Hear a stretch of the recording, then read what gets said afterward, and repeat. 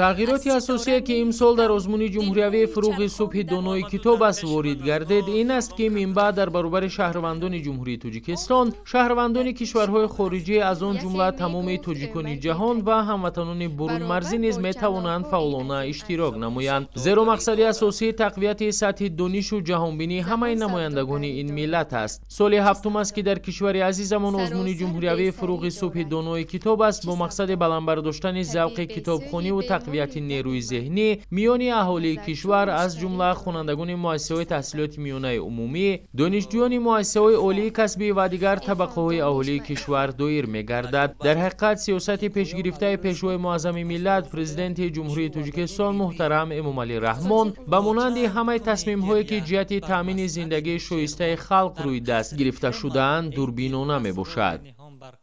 امسال گیرنده شاهجایزه 140,000 سومانی، جای یکم 70,000 سومانی، جای دیوم 60,000 سومانی و جای سوم 40,000 سومانی قدردانی کرده می شود.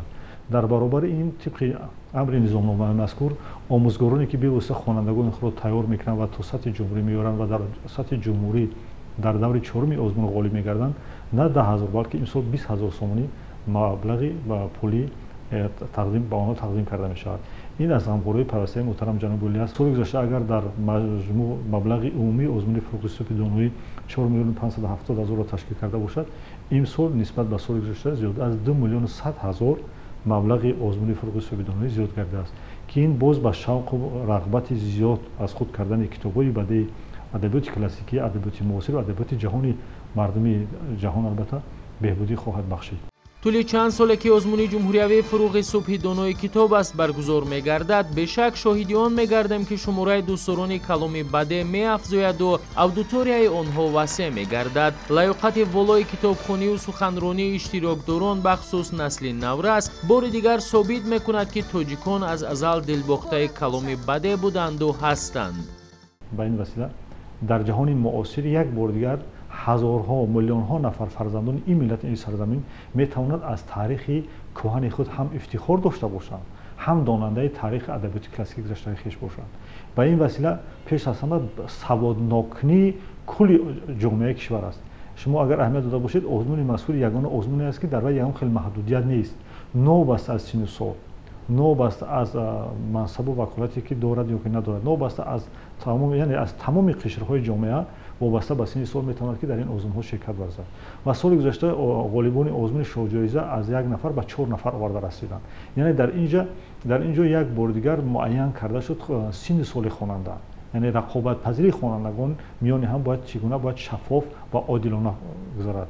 از همین لحاظ تمام نزدیکی‌ها در این آزمون در امر محترم جناب ولی البته آورده شدند. پیش از همه یک چیز است سواد کردن از فرهنگ و اصالت خویش، آگاه بودن این ملت تمدن آفر.